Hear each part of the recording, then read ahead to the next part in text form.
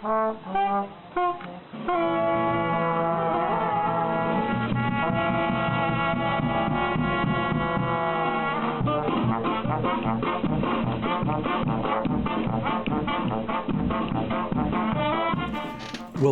to What is Goddard? Some years ago, I set out to complete a 4-year degree so that I may advance in my career. Through word of mouth, I found myself at Goddard College. I guess back in the 70s, they used to call this place Little Moscow on the Hill. So it should be no surprise that I was in for a bit of culture shock when I arrived. Goddard was frustratingly difficult to describe to people back home. While practicing videography, one of the questions I would often ask is, what is Goddard? This project is born out of that. In this video, I'll take you through a little bit of the history of Goddard College. Towards the end, you'll hear from some of my colleagues from over the years. In between the pieces, I'll interject and add a little bit more context. We were going to start a school for living in which the students would deal with real problems and issues. And then went on to say there were 4 principles which we were going to try to apply in the operation of this school for living. One of those principles was that thought should be tested by action. In other words, if you have an idea, you ought to put that idea to the test. It wasn't much use in just having ideas. On the other hand, we said if you acted without thought, this was rather stupid. To promote maturity and self-reliance, students should carry responsibility for their own program. And we thought this should apply not only with regard to the academic program, but it ought to apply to all the things that they did in the institution.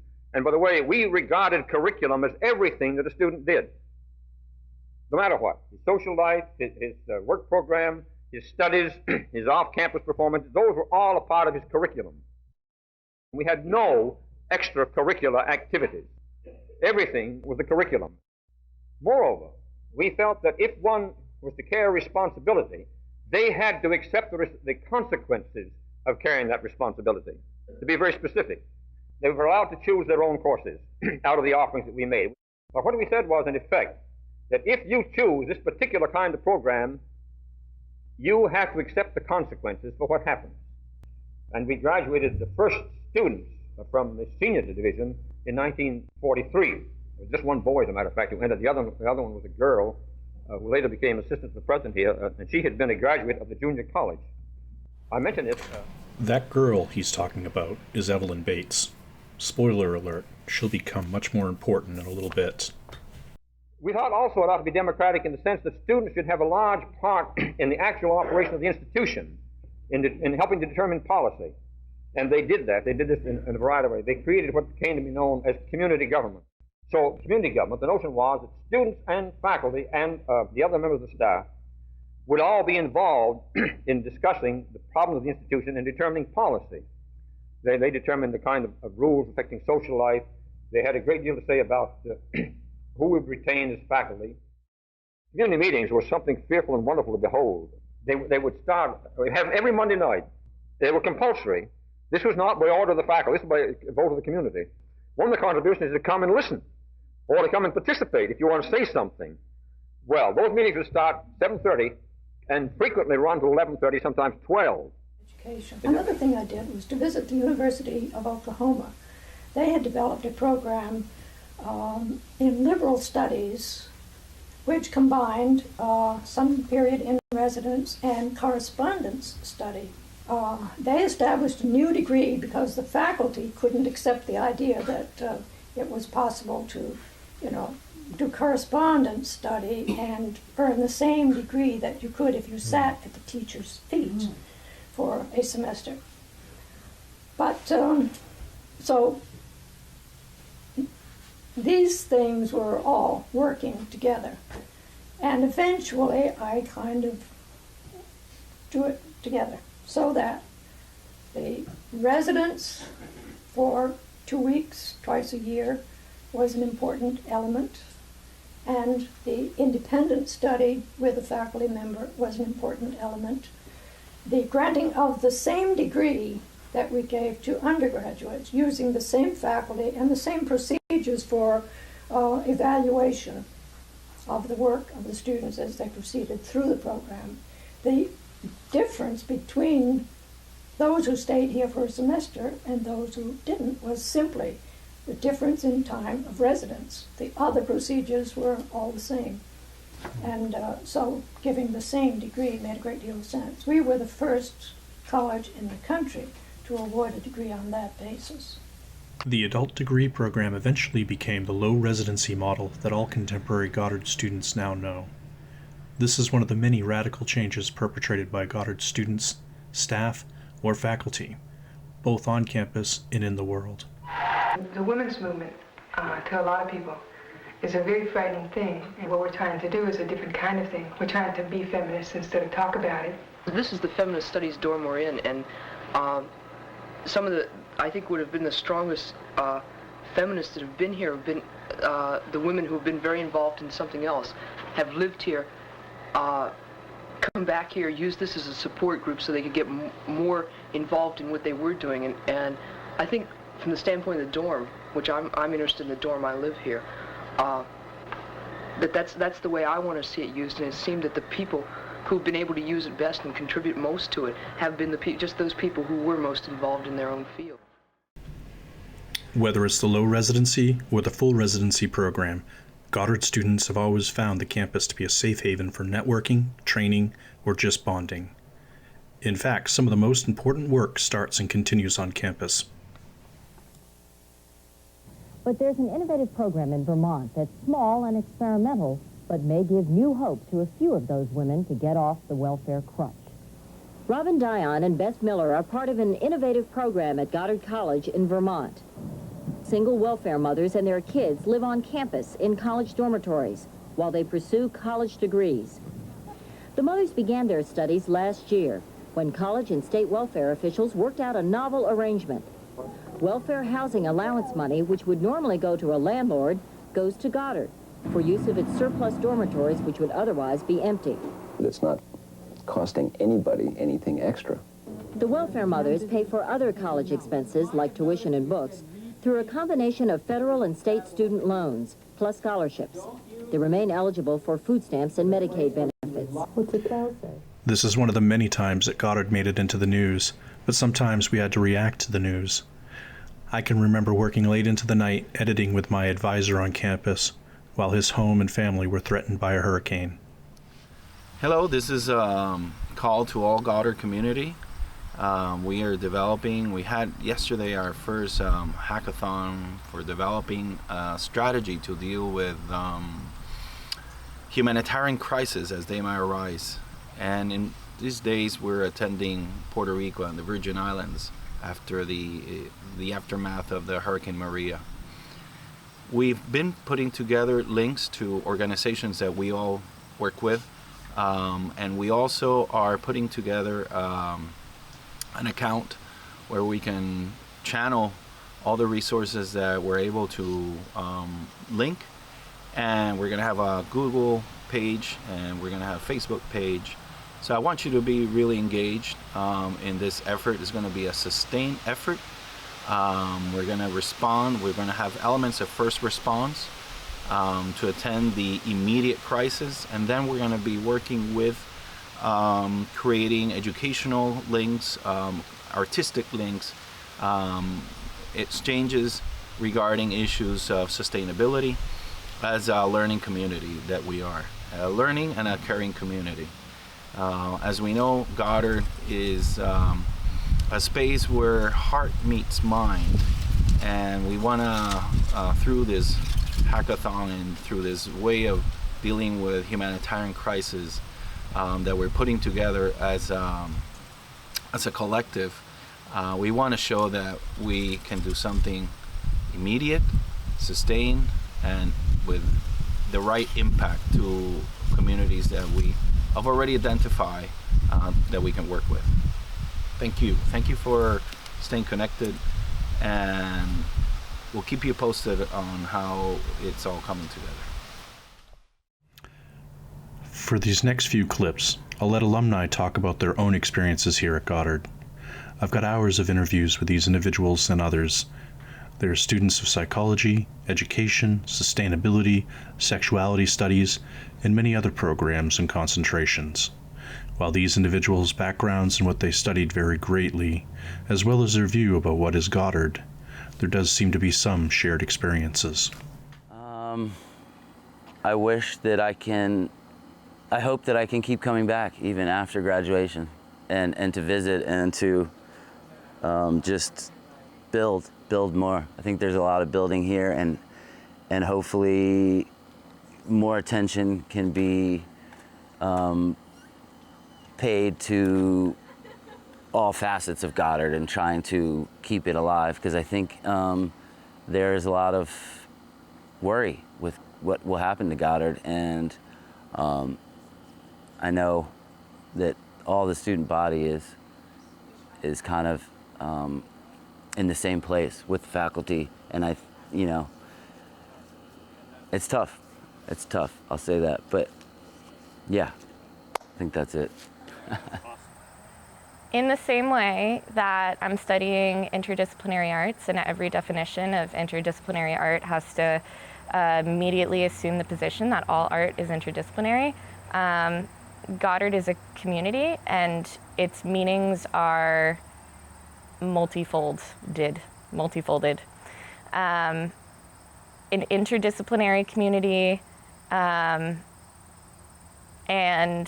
a physical community, a community that is physical, both here and in Washington, and a community that is more importantly here. I don't like Zoom calls. I really don't like Zoom calls, but I am excited to hop on a Zoom call with my advisor, hop on a Zoom call with some of my students, because I'm not going to the screen, I'm going here. To the community. Goddard is the people. Goddard is the witch house. Goddard is very important activist work and education for adults of all kinds.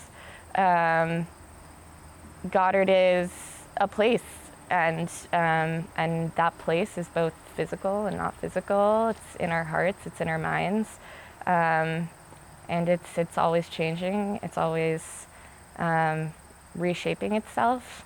And the thing about a place is that it only continues to exist if you work very dedicatedly to continue to make it exist. Right now, how I've been thinking about Goddard and describing it to people is it's a place where,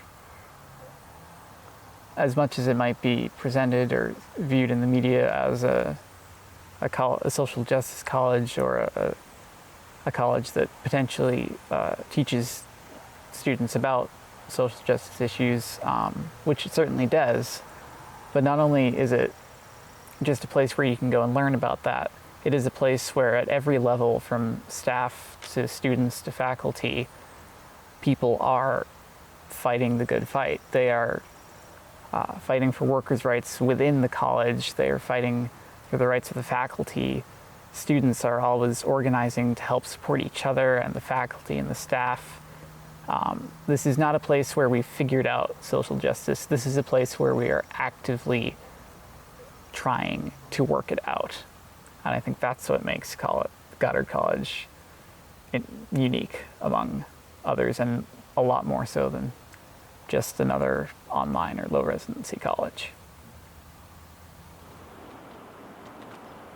For me, I understand the perception that Goddard is an online school, but I've done online school, and nothing could be further from the truth. Online school, I think, I've never felt seen by a professor.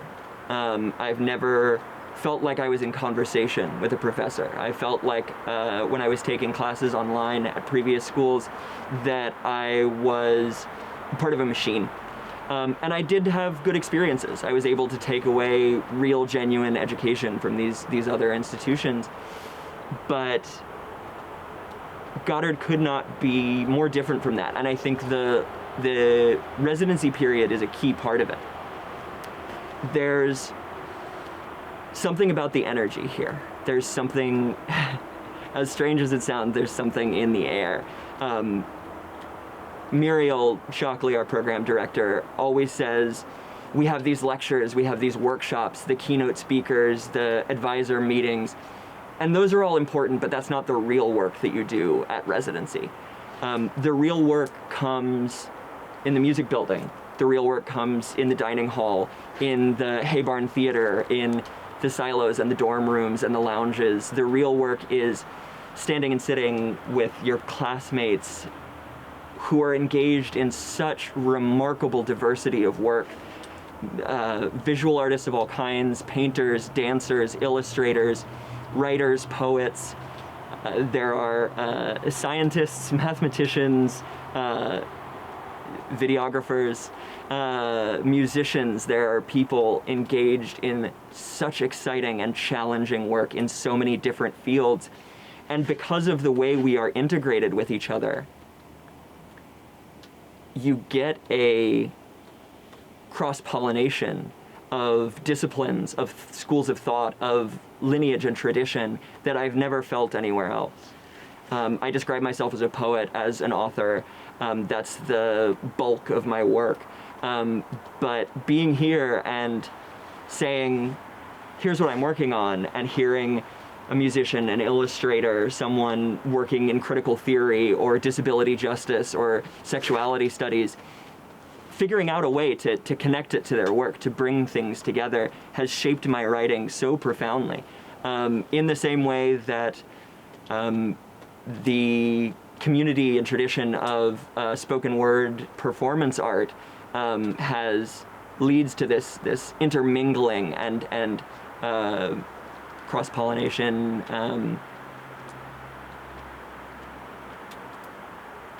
whirlpool of influencing each other. And that happens here at residency. When we're very lucky, we're able to take some of that energy, some of that connection out into the rest of our semester. There's always a couple of people that I manage to stay in touch with and carry it forward. But we lead very different lives. We have different schedules. We live in different parts of the world, all across the country and all across a lot of other countries. And residency is the time we're all together. We're all on the same schedule. We're all working towards the same goal. And without that, Goddard would be an online college. The first time I stepped foot on this campus, I had this overwhelming feeling that it would change my life, this spiritual sense that this place was going to be important to me. And that has been true in so many ways, not only for my writing. I mean, everything I write now, I owe to Goddard. The fictional world that all of my stories take place in and navigate is the world that I created while I was here, while I was in this world. Not only that, but the community that this place has offered to me is insane. I mean, so many unbreakable bonds that I've formed with my fellow writers here, and not just the writers, but people from other programs. I feel like everywhere I go, I run into someone who either has been to Goddard or knows about how magical this place can be. And I feel like I kind of struggle to articulate just what this place means to me, because it just feels like magic. It feels like this place encourages people to tell their stories, and it knows people's stories in a way that I don't even fully understand. You know, it's just a really humbling, beautiful place. And you can study whatever you want to study. I mean, unlike other programs, Goddard allows you so much freedom to read and write and do whatever you want to read and write and do. And I'm forever grateful for that. It feels like the shared space means many different things to many different people.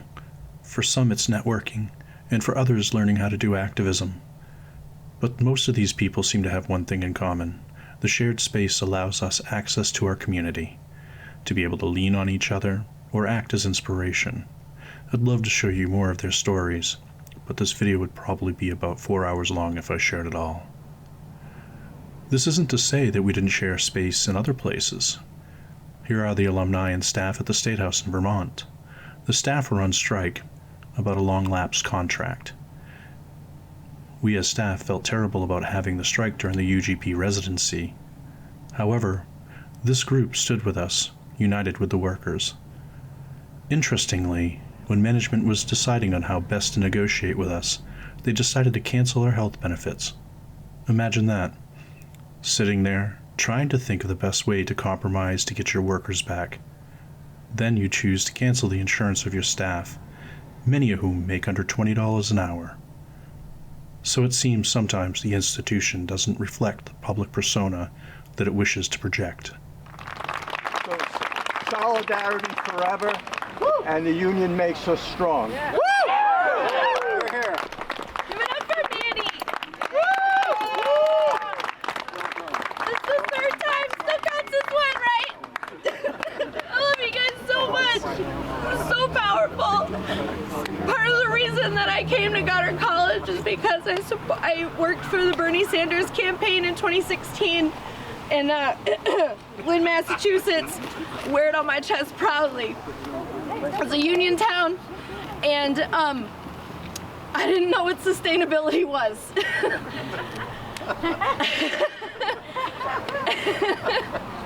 I didn't know what it was. I figured other people have it. They can figure it out, you know. But apparently we can't. But we can.